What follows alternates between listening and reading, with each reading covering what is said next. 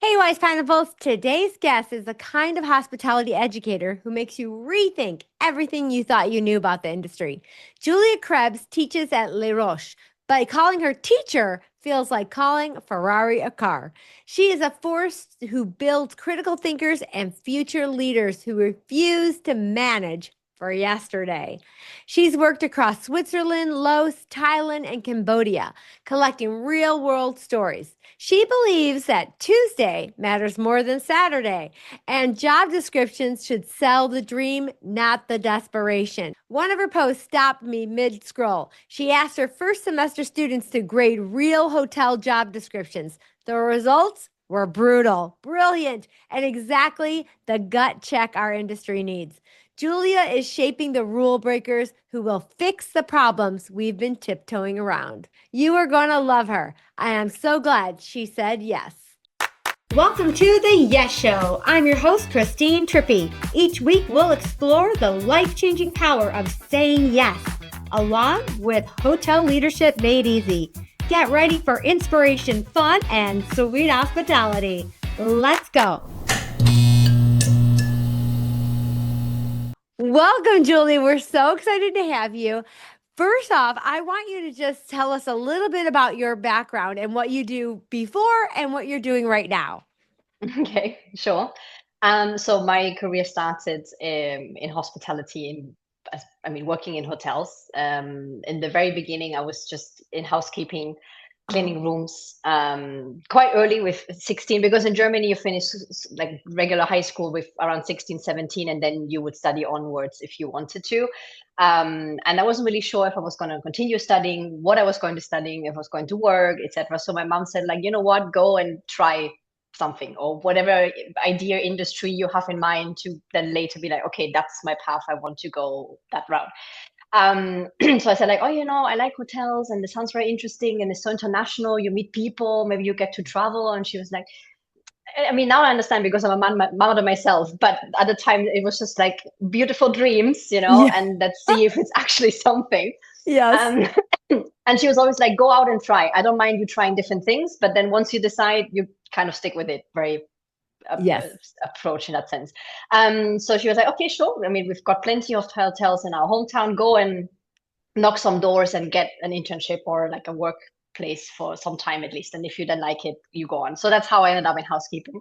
And when I then kind of proven to her that this is something that I was passionate about and I was good at, she was like, okay, sure. If you want to study a bachelor degree or hospitality degree, we can make that happen. So that's when I ended up going to Switzerland, to the motherland of hospitality, right? Oh, yes. Um, I did my bachelor there. And when I finished, I mean, it always was one of my dreams to go to Asia and not just as a Oh, tourist, but to go and work because I was always fascinated by the culture, by the people, and like I just wanted to really feel it, live it, not just browse through and do the window shopping part when you go and visit. yes. And And I so I know was this was very your big yes, right? Exactly, kind of. Yes. It was my first big yes because it was a yes, when you're like 22 and you finish, then you graduate. And I was Mhm. really pushing for it in the last semester specifically. But I was really like, I want to go to Asia. What do I need to do to go to Asia? Yes. And then you start realizing visas are difficult and, like kind of Mm, work restrictions because companies pay penalty for employing a foreigner and right. all of that. So of course they're very hesitant, or not hesitant is maybe a bad way of saying it, but they're very selective and very careful who Right. they choose because they obviously want to choose someone that then will stay at least for some time and do well, because otherwise they have a lot of visa expenses, etc., for very little outcome. So I was lucky though, because obviously somebody gave me a chance to interview, and it was for a position, operations cross training in Laos, and I was like, sure, why not? It's in Asia. Let's go. And they Right. were like, okay, this is when you have to start, book your flights, and off you go. And that's how I ended up there. And I then stuck with the company for quite some time, the majority of my career, actually. And Oh, they moved me to different places. So I started off in Laos, then I went to Thailand, back to Laos, and then to Cambodia. Because they had obviously different things going on, different properties. And that's when I sort of, grew from front desk, guest relations to rooms division, etc. And then, yeah, well, I already knew my husband before, but then it's now husband. It got more serious with us. But that's when I then transferred into education, hospitality education, because to close the circle, La Roche was looking for lecturers, teaching from the experience, teaching from the field, right? So whatever is your Mm-hmm. background, your experience, whether it's rooms or finance, marketing, you teach basically from that. So yes, we are educators, and of course we have academic standards and all of that. And of course we have academic accreditations, but we are very practical and very experience based in that Mm-hmm. sense. So Love we that. teach from what we have experienced ourselves, and everybody that's why has a different experience, and the students get a lot of different angles from all the faculty members, because everybody of course has a different path. There's a spot Yes. for everyone at the end of the day. And this is why So I yeah, talk about, that's yeah, that's why I talk about how hospitality is, I truly believe, the greatest industry in the world, mhm, because you doesn't matter your experience level, your education level, where you're from, who you love, or what language you speak. There is a place for everyone in yeah, hospitality. And I love agreed. that so much. So what an amazing journey you've had. I'm such a world traveler. I don't know if I would call myself a world traveler. I've been around the world a bit, but I'm so passionate about traveling. And but yet I've never lived anywhere except for right here in Chicago, Illinois. So just the thought of you going and living in these different places and just exploring and learning and just becoming who you are, it's just such a cool story. And then to have it take you to now that you are building the future of our industry, which is just so cool. I love it. Now, the whole Mhm. reason I really even became to know you is because of a LinkedIn post that you posted. I Yeah. flipping love this post. So I'm going to have you tell everybody about this. But when I saw your post, it started like this. I asked my first semester students to grade hotel job descriptions. 92% of them did not want to apply. Yeah. And that's when I knew. I'm like, oh, I loved everything you had to say. I totally agree. I talk about it a lot. So tell us first a little bit about that post, and then tell us, I'll go into a little bit about what your students discovered. Yeah. So basically, in the first semester, it's really practical and to set the basics. So they have a lot of different models, Mhm. and they have what we call one is a rooms division model. So that's when they have class with me. Okay. But they also go through the restaurants and kitchen and surveys. So they get really basic operational experience, because right after the first 6 months, they go on internship. So we really need to prep them for the first Mm. exposure out there. So while Yes. they're in class with you, or whichever model they're in, they go to career services, because we have a department specialized in internship and then later job opportunities. And they need to, make a CV, and they need to start applying to internships, because we have a platform where companies post internship offers, Mm. or job offers eventually. And they need to, start applying to them, and they have a career counselor that helps them and prepares them for interviews. And then they need to do interviews, and then, land their first gig eventually, and Yes. sign an internship contract, because it's part of the education that they cannot skip it. They must do it.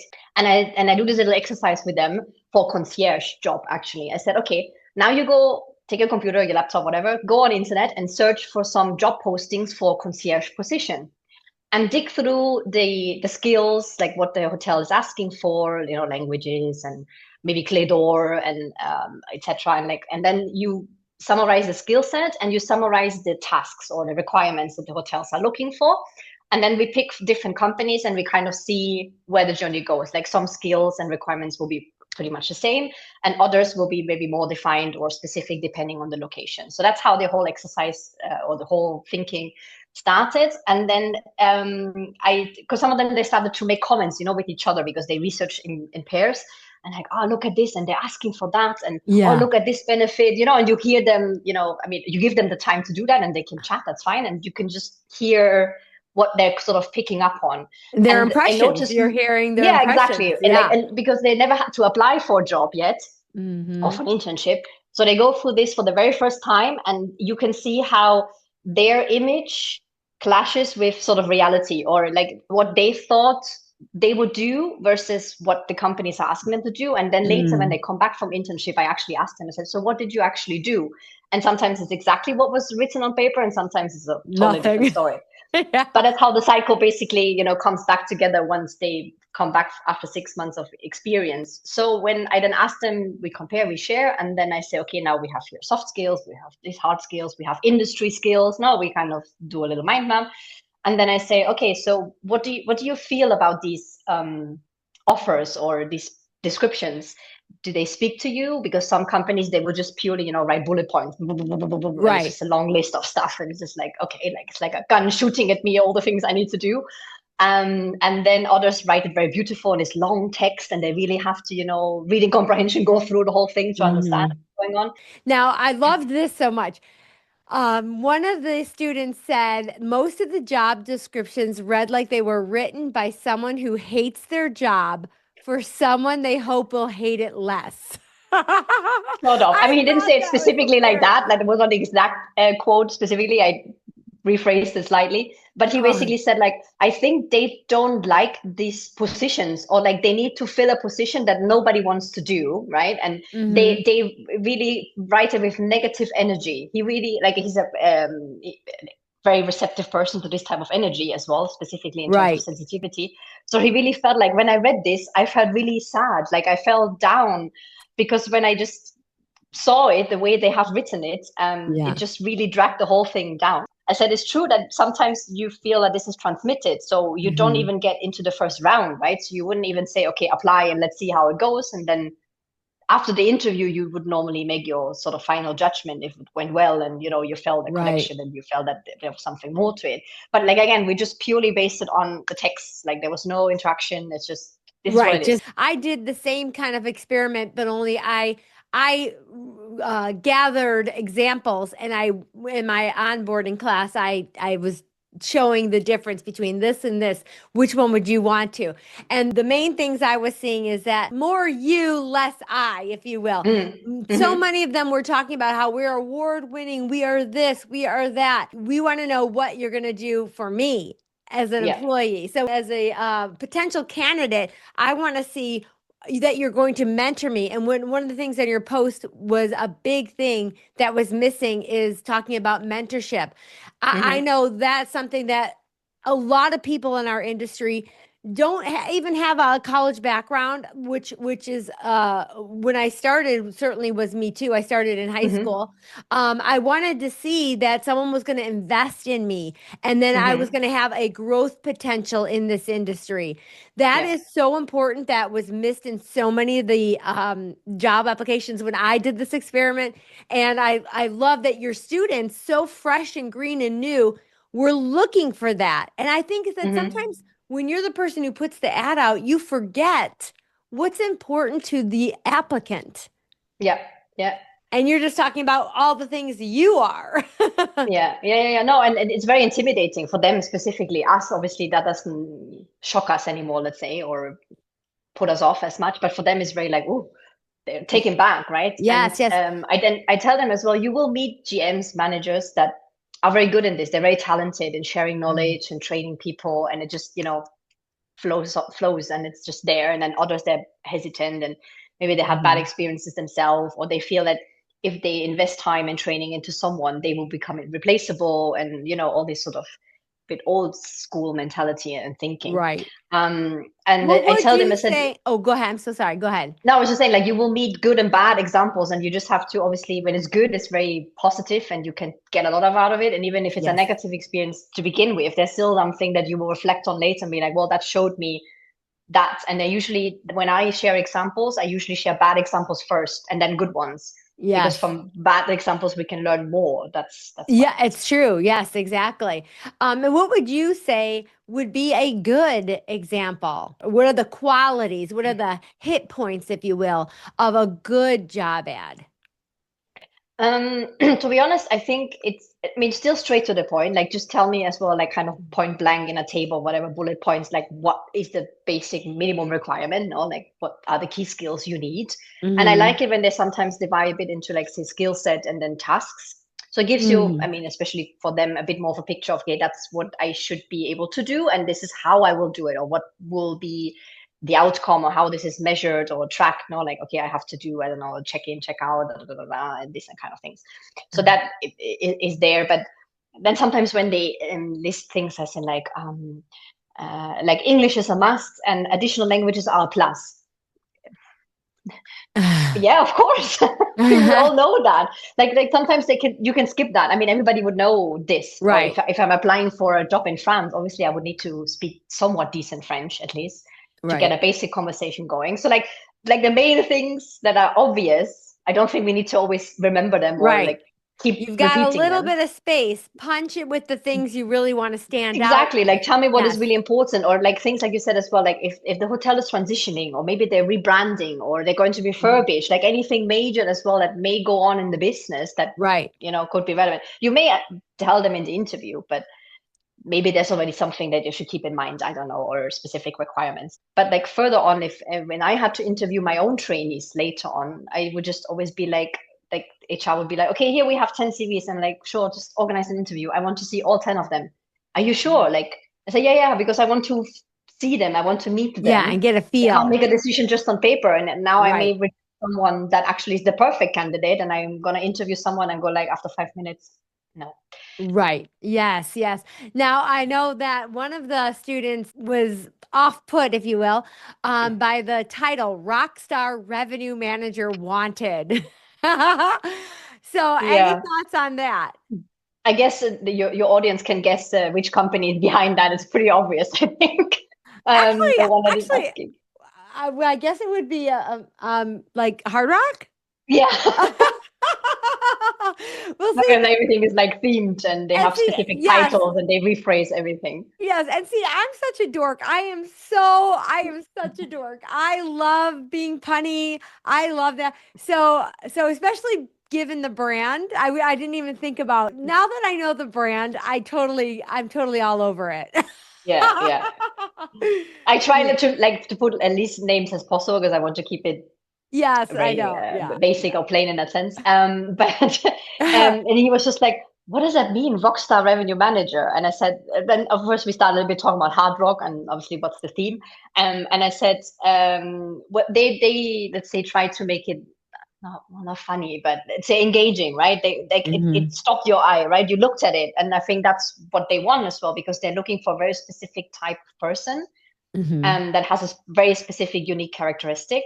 And I think that if that resonates with you, you're kind of already 50% in Right, because you exactly. perfectly represent the brand. Right. And if you don't, if you're more, let's say, conservative, without Right. If being you're punishing here, I like to call those people my coconuts.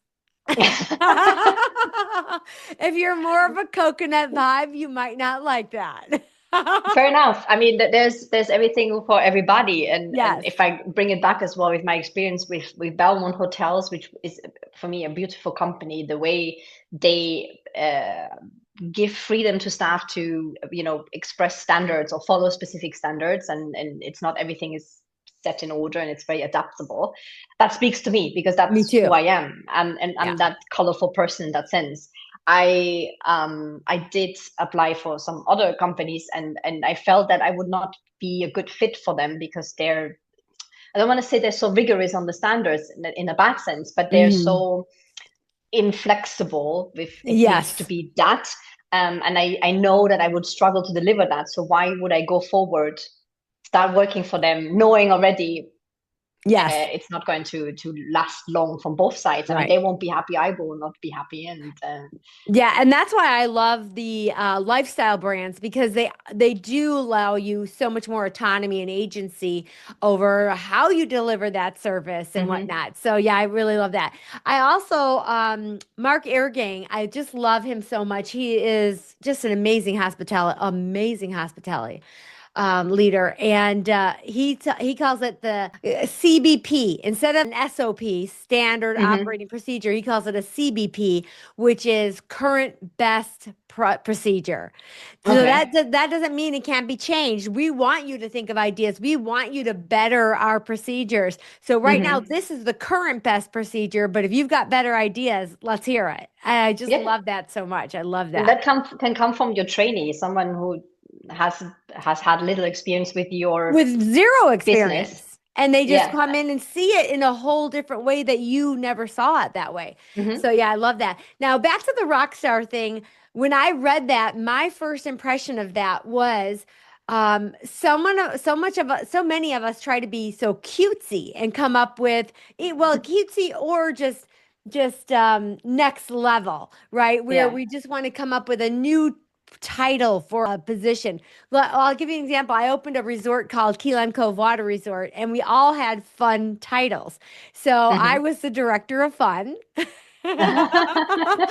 And things like that. We had the director of Fix It, which was our chief engineer, and things like that. But nobody knows what the hell that means. Right? So sometimes you see like that rock star person, and you might not know. For example, I was a general manager at a courtyard, and we had a bistro, which was a quick serve coffee breakfast type of place. Mm. But no, when we would put job applications or job ads out there for a bistro server, like nobody knew what that meant. A bistro attendant, bistro server, they didn't know what that was. So Mm. we stopped doing that and we put front desk. And we Hmm. got so many applications, and then we would say, "Hey, we're hiring for this and this and this," and every job does all of these things, you know. Hmm. But don't get too cutesy in your job ads because people will look at it and go, I don't know what that is. I don't know if I'm Yeah. qualified. Yeah. Yeah. Yeah. Make it something people understand. Yes. Yeah, Yes, yeah. yeah. I And love I mean, that. eventually, like you said, you can play with it, and if the brand really reflects it, and Yes. guests are on it on the joke, right? It can be a thing. And in this case, hard work is also a good example, if you Yes. will. So, okay, you are building and teaching the future of our industry. This is a big responsibility. And now Yeah. there's so many misconceptions and stereotypes about the Gen Z generation. Now, Gen Z is not the problem. Now, you work with hundreds of future hoteliers. What do you think is the biggest misconception hotel leaders still have about this generation? And how do we change that? Oh, how do we change it? That's a good Yeah. one. I think the problem, let's say, or the problem statement, if we need to define this, is probably that yes, they are obviously we have a specific stereotype in mind when we hear Gen Z, right? And like way into tech and not connected to the real world and kind of lazy, and not lazy in a sense that they want to do as little as possible, but get the Mhm. most out of it, which everybody wants at the end of the day. Yes. And that they um, don't know how to talk to people. That's a yes, sort big of. Or misconception. that they're more in their bubble, as in obviously, which is something that we need social interaction in hospitality, and some Mhm. of them are put off, which then hospitality is not the place they should be at. So I think to an extent, probably this is all valid. But at the same time, I think what we maybe underestimate is that if you give them empowerment, and if you give them a chance to try something, or to, like you just said, improve the procedure, or tell me what I'm not seeing, tell me what's missing, or how can we do this different, not necessarily only more efficient, faster. It's not about everything needs to speed up, but what could you add that brings value or that brings quality? And I think this is probably the approach that I hear that sometimes when they come back from internship, that okay, they were put into this internship and they were put to work, and of course on the job training or whatever you want to call it, you learn. But did they actually get the most out of it? No, because maybe the manager didn't have the time to sit down with them and teach them something, or when they asked something, could you show me this? Maybe I can't show you now, but I can show you another time. So I will remember that you asked me this, that you want to learn this, and I Learn. will then do it to you. When there's like, obviously we get into this operational mode, and I've been there myself, and you just go, okay, now I need to do this, this, this, this, and I have this problem and this complaint, and I need to solve all these issues, and then everything else sinks, right? And Hmm. to an extent, your order is your staff and then your trainee to an extent, because you know Right. that they're just there for a limited amount of time. But I do like to really approach it as like, okay, I know this is internship, but after, let's say, a month or two, I want you to be ready enough to work as if you would be the Hmm. receptionist, or whatever position you waiter, whatever you may Yeah. be working at. And I think that's the point, that we are maybe not giving them enough nourishment in that sense, enough attention. Yeah. And I think this is something you may agree with, that has always been a problem in our industry. But Always. they're now the ones just slapping it in our face, because then they just go, Right. which Oftentimes, I never really believe did. Yeah, I'm so sorry. I believe that if we are going to take on the responsibility of bringing in an intern, we have to understand that they're not just a body to be there. That's often what we look at it as. Hmm. That this is an investment that in our future of our industry, and that if you are going to bring in an intern, that comes with added responsibility that you're going to invest in that person and not just in teaching them the job, but teaching them what the vision can be, what the Hmm. potential can be, where they can go, taking that extra time with them. With I was with Marriott International, and it gave me so much pleasure to be able to have a Voyager, which is our interns coming Hmm. from college. I'm sure Yeah. you know the program.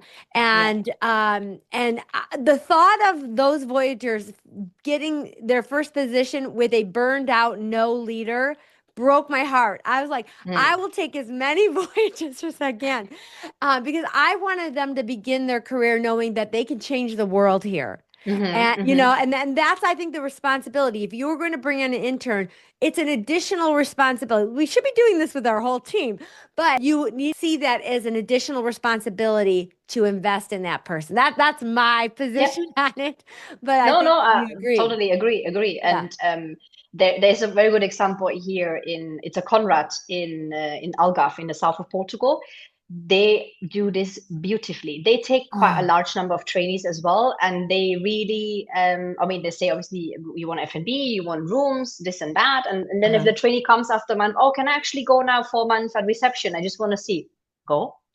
Yes. Or I want to do room service now. I want to housekeeping, this and that. And they really have a plan in place with them so they know kind of every week what's happening, not just like say the work schedule, but like what we should go through in terms of trainings. And then they have some, let's say, HR sessions where it's more like, okay, in a meeting room and we're discussing, leadership or whatever it may be. And so they get like kind of classes as well to an extent with the managers, with the team. And the GM there really, he said, like, this is what I missed when I was you guys. So I want to give you this. And Oh, I've do met you him a know few the times. general He's manager's in. name? I'll send you the name. Okay. I have him as well as a contact, Okay. and he's brilliant with that, and he's very looking after them, and now for many many years already. And he comes to campus, he greets the students, he interviews them, and I then lo- takes them on, and many of them actually then later stay. So he tells them you can have a job here if you like, I and there's love that. students now working for him. And that really brings me back to the session I was talking about that I was using with the job ads. The same thing. Even when it's like bait and switch or false advertising. Sometimes we Mm, put on our ads that we're going to invest in you and training program, and then you get there day one and you're thrown to the wolves. And where was the training program? Where were the investment, right? And that's gone. One of the things I love to do, and this anybody, like if you're not the Conrad Hotel out there and you can't put together these big onboarding programs when you're onboarding multiple people, many of us out there listening onboard one or two people a month, if that.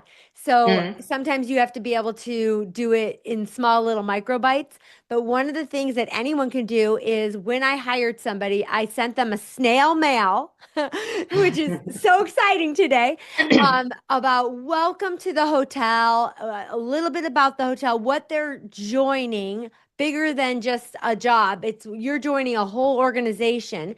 And I always let them know here is what we have planned for you. Here's your onboarding agenda. And what that, I hmm. mean, that gets people excited about starting on day one. Then they know there's a plan for them. And that feels good than just Yeah. getting there and going, oh, I forgot you were starting today. I'm Yeah. covering the desk. So just watch Who are me. you? Like, Yeah. did you come? You were coming next week? And yeah, exactly. Exactly. And That's you know sort of. what? We've all been there. We've all made that mistake. But I remember Mm, the first time I had a team member come in and I'm covering the desk and the day goes to where it goes. And I'm like, "Oh my God, I totally forgot this person was starting today." And I said to myself, "You're never going to do that again." And mm, I came up with a proper plan and procedure, and this is what I love to share with people. So, yes, we need to readjust our mindset about our younger generation. Something that I love to share is that Gen Z, it's not that they're lazy, they don't care. Gen Z needs a purpose. Mm. Gen X, boomers, etc. They needed a job. Yeah. Gen Z doesn't want a job. Gen Z wants a purpose. And if you can connect their position to their passion, you create purpose. So Hmm. find out what your team members' passions are and then say, this is how you can drive some of that passion through the job you have. Yeah. And then you're going to create purpose. I think that's really important to keep in mind. Okay, so every episode, I ask my guests a question that my last guest gave to me for you. So, Hmm. my question from our last guest is, what will you do differently now or in the next year to re-energize your passion for what you do? So, Okay. and just to break this down a little bit, I loved this question. It's, when you start getting tired of your job, and you start hitting snooze when you get up. Mm. It doesn't mean that you need to change your job. It just means that you need to do something to reinvigorate, to get excited about it again. Is there Yeah. anything you're thinking about or what you can do to just reactivate the excitement you have for what you do? I know you're already excited about what you do, but give it a minute. I think keep this kind of exchange. So what I mean with that is, and I noticed that very quickly, that when you start being in the classroom, you start to lose touch with not Yeah. really reality, but what's happening in industry, right?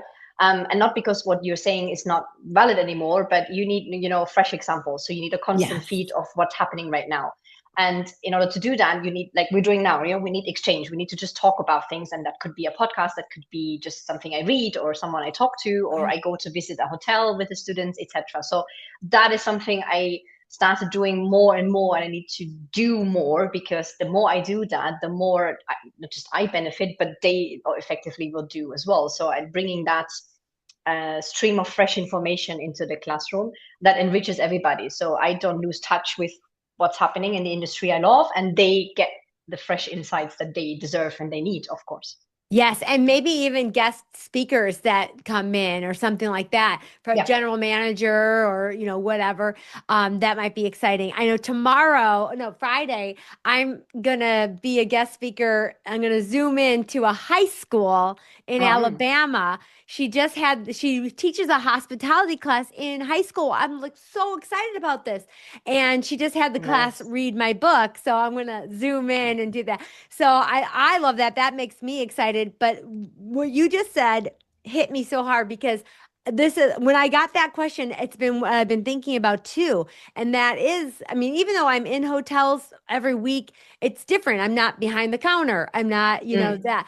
And I actually said maybe I should get a nighttime part-time job at the Hampton Inn down the street just to go back and do it Yeah. at day, and just see what it's like today. Not that Mm. I'm that far from it, but I think that would be kind of fun Yeah, just to true. do that for a little bit. But all right, my friend Julia, what is your question for our next guest? Okay. So, but what we discussed today, or what many people always talk about, this will change, and this is what we need to do differently, and adapt, and innovation, and all this sort of thing. True. But so, what would we know very clearly what will change in the next year or 5 years in hospitality. And I would like to know what this person thinks will not change at all. Uh-huh. Like it's a non-negotiable. Uh-huh. Well, I'm Like we writing it need to down. keep it as it is. Don't touch it. Yes. What do you think that is? I think just that, the H in hospitality comes from human, I suppose. So like people for people, or people with Yes. people. So just, keep the people, like be with people, and Yes. do what people need to do in order to, feel welcomed, feel looked after, and just, be hospitality at the end of the day. Yes, yes. Let's hope that that is the case. Let's hope. Fantastic. Well, Julia, where can people connect with you? First and foremost, I want everyone to go LinkedIn like you because or connect with you because follow you what not because I love your posts. They're very insightful, very thought provoking, and it stimulated this whole conversation. Thank you for saying yes Indeed. to this. So tell everybody where else they could check out what you do and whatnot. Yeah, so LinkedIn is the one the platform I use the most. So usually there I'm the Okay. most active and connect with people like we did, Hmm. and so on. So I think that's the easiest, the fastest way because I'm constantly on there, and there's where I have the most exchange with people. So. Wonderful. Well, I can't thank you enough for saying yes and joining us on the show today. I really enjoy your insights and whatnot. Oh, and one fun question. One, did you take any trip this year or have any goals next year for any exciting trip or place you haven't been to? Oh, well, there's a lot. There's a whole bucket list. Yeah. No, there's a few small trips planned, let's say family visits and stuff like that, let's say. And I can say it because my daughter can't listen to this yet. She's too young. We are planning a trip to Disneyland for her when she turns 6, because that would be sort of the right time for her Hmm. to have the best and really, get the most out of it. And we want to Yeah. do the whole thing, princess breakfast. And All of it. so we're we're trying to do that, but we're trying to also bring the grandparents along. So it can be like a Nice. whole Now, family which thing. Disney will you be going to? I think we're going to go first to the one in Paris because it's the closest. Okay. Yeah, And nice. if that goes well, then we're going to do the big one over in In Florida, of Florida. course. Nice. Yeah. Well, it was last year that I went to Spain for the first time, and my husband and I did the Camino. Okay, nice. Yes. Are you anywhere around where that's at? No, I'm all in the south. South. Okay, No. south, south. But that was so cool. That's why I was like, oh, she's from Spain. I have to talk to her about the Camino. Have you ever done that? No, no. Okay. I know my husband's family has done it. I Okay. have not done it just yet because my daughter kind of just, Yes. interfered. Yes. But I heard if I have colleagues and friends that have done it, so I've heard plenty of nice things about it. And don't do it in summer; it's too hot. Yeah. I Do it did in a it in nice, June and it was perfect, yeah, but I exactly, might sort have of. got lucked out. September, October can also be fine, Okay. but don't do it in August Yeah. when Yeah. tourism is always be going on. That's Right. Yes, but it was really, really cool. Well, awesome. Very well nice. done. Well, it's been a pleasure. Thank you for saying yes. And we are just so grateful to have your expertise. And thank you for building the future of our beautiful industry. That's a wrap for today's show. Say yes to taking action and changing the world one yes at a time. And oh, my friend, will you say yes to review, like, and subscribe? The more yeses you give, the more juicy goodness I can bring to all of you wise pineapples. Cool or cool?